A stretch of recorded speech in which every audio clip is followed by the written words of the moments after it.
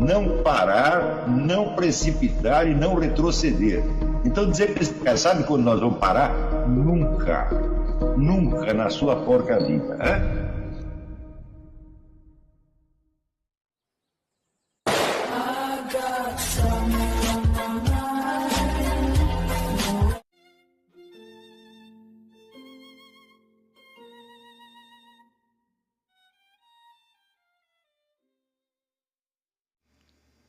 E aí pessoal, tranquilo? Então vem aqui antes do vídeo começar, pedir para vocês se inscreverem, quem não for inscrito, compartilhar, curtir, comentar. Quem puder seja membro do canal, que isso ajuda bastante. Tem também o link do Apoia-se. Quem puder ajudar nosso canal e apoiar financeiramente vai ser muito bem-vindo. Mas o mais importante é transmitir o conteúdo e os conhecimentos do professor Olavo de Carvalho para mais e mais brasileiros. Então compartilhe e ajude aí nossa causa. Muito obrigado a todos os membros, apoiadores do canal. Fico muito feliz. Tenho certeza que a gente está no caminho certo. Então fiquem com o vídeo e até mais. Valeu! Outra pergunta aqui, que interessante.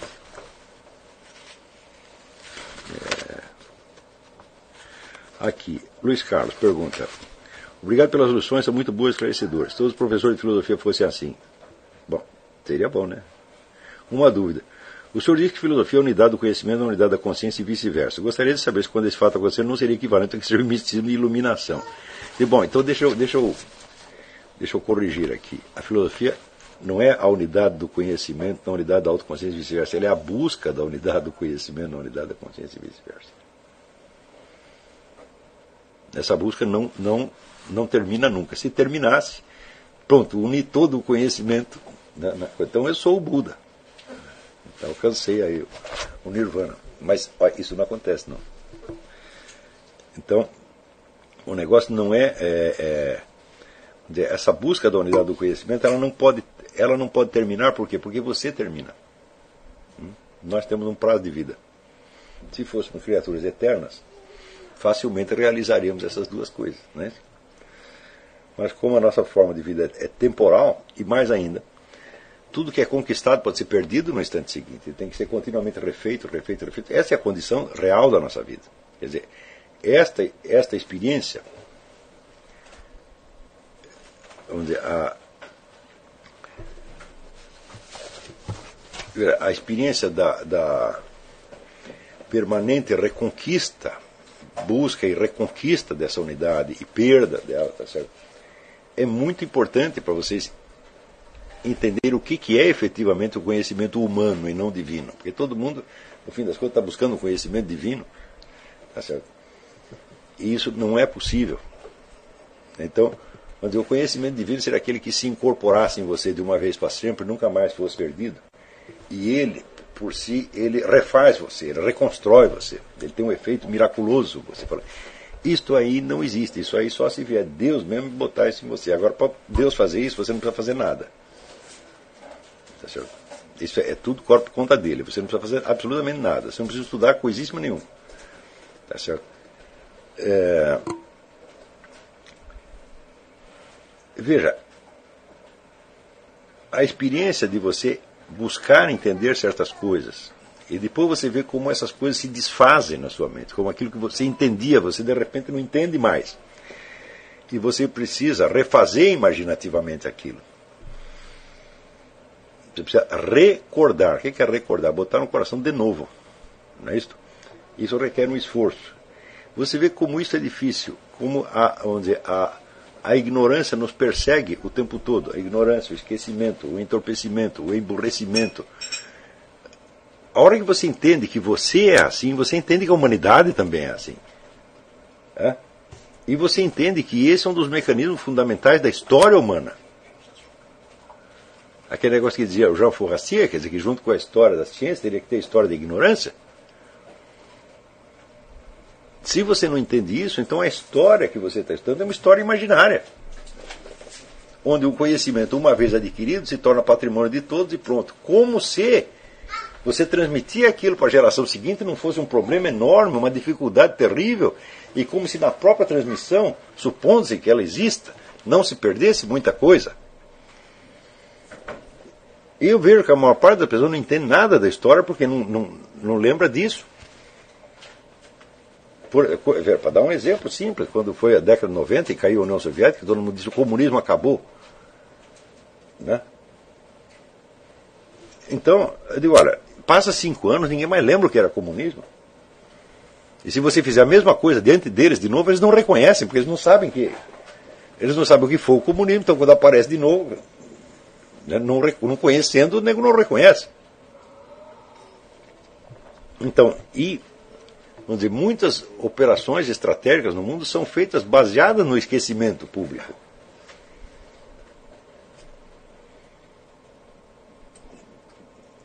Então, quando a pessoa ela observa a sua própria ignorância em ação, geralmente ela pensa que aquilo é um problema de deficiência dela. E ela pensa que aquilo pode ser vencido. Digo, não pode ser vencido. Isso faz parte da estrutura humana. E você tem que levar isso em conta sempre. Não só nos seus estudos, onde você vai ter que permanentemente reconquistar o que você já conquistou, mas historicamente você vai ter que ver que as coisas se perdem de uma geração para outra de uma maneira absolutamente assim, acachapante. É muito fácil perder. Se todos os professores de filosofia fossem assim, bom, então, muito bem. Para você acabar com o ensino de filosofia no país, basta uns poucos anos. Basta você apagar, às vezes, num detalhezinho, você apaga um monte junto com ele. Você vê, quando, na história da nossa autoconsciência nacional, né, o pessoal apagou, por exemplo, o Mário Ferreira dos Santos, eles apagaram tudo junto. Porque é necessário, vamos dizer, que a sua consciência histórica do que está se passando acompanhe o que está efetivamente se passando. E não, vamos dizer, um modelito inventado que você já fechou e você acredita que as coisas são assim, sabe? Quando você observa as considerações sobre a história da filosofia no Brasil, né, que se trocavam como figurinhas ali na USP, né, no tempo do João Cruz Costa, ou do Paulo, agora esqueci o nome do sujeito que escreveu, o Departamento Francês do Ultramar, Paulo, não sei o quê, professor da USP, escreveu um livro, um Departamento Francês do Ultramar, sobre a Faculdade de Filosofia da USP. Né? Ou as discussões no próprio Instituto Brasileiro de Filosofia. Né? E você vê que tudo aquilo estava ignorando o maior filósofo presente. Você vê que o negócio chegou num nível de alienação total. Eles estão falando de um país que não existe, porque no Brasil de verdade havia lá o Mário Ferreira dos Santos. Tá certo? Então, ele era a única coisa que estava acontecendo. E o que eles estavam discutindo era o que não estava acontecendo.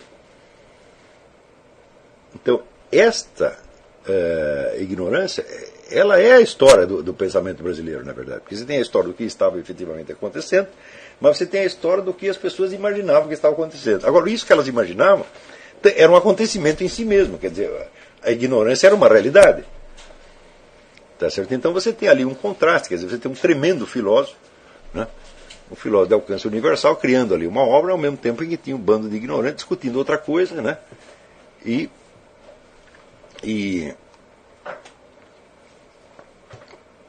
falando de um país que, na verdade, só existia na mente deles. Então, veja, a história não é nem só a história do Mário Ferreira, nem só a história dos outros ignorantes, mas desse contraste, desse drama. É um drama inconsciente, na verdade. Né?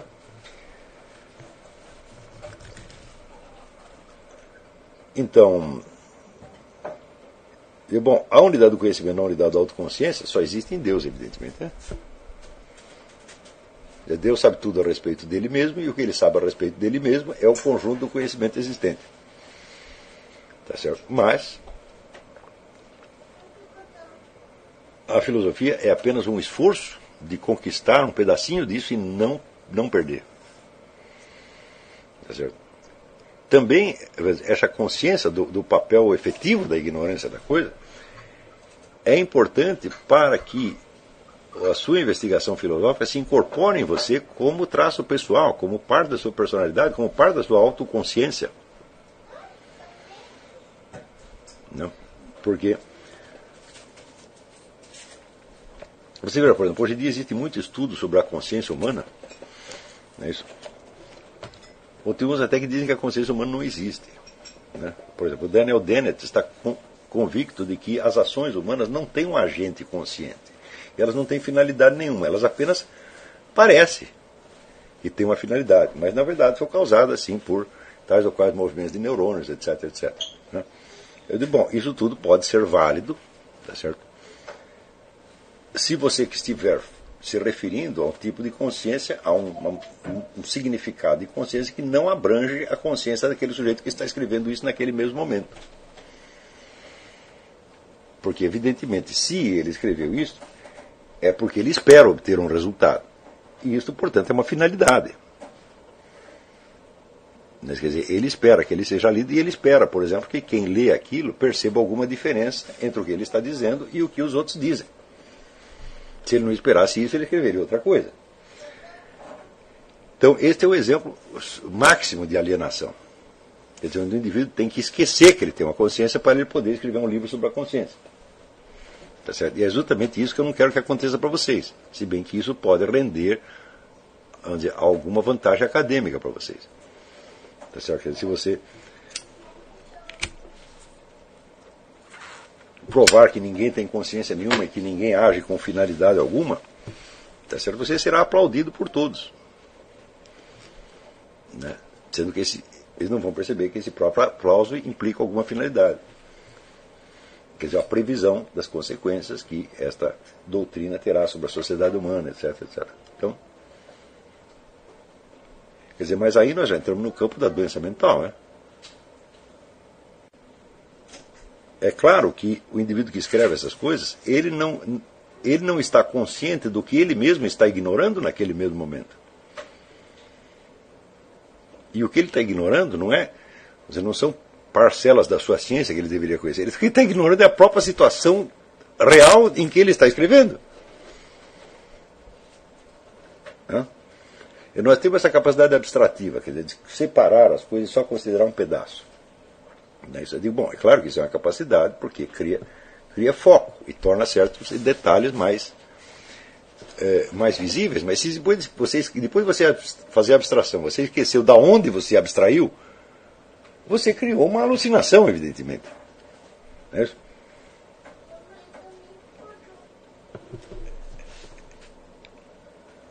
Então, muito bem.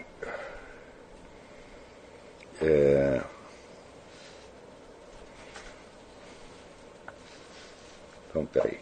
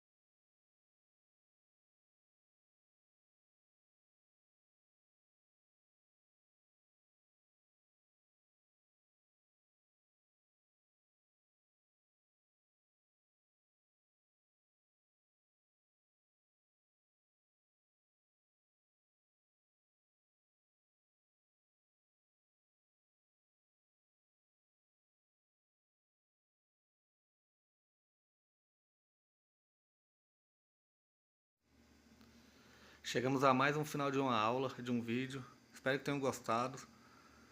Quem não se inscreveu ainda, se inscreva, compartilhe, comente. Ajude o nosso canal, apoie, seja membro. E ajude o nosso canal a chegar a cada dia a mais brasileiros que precisam muito do conhecimento do professor Olavo de Carvalho. Então é isso aí, fique com Deus, até o próximo. Valeu! Então é isso aí, pessoal. Que é o nosso canal. Que são alguns livros que eu já li. A maioria foi doação, mas alguns eu adquiri, professor Olavo de Carvalho. Alguns livros se perderam aí que eu emprestei. Professor Alexandre Costa. A Bíblia Sagrada. 10 lições sobre Karl Marx. Indico a não ler esse livro, que é muito ruim mesmo. Alguns pensadores aqui que realmente, como o professor Olavo de Carvalho disse, não são pensadores. Valeu, tamo junto aí. Apoie nosso canal, seja membro.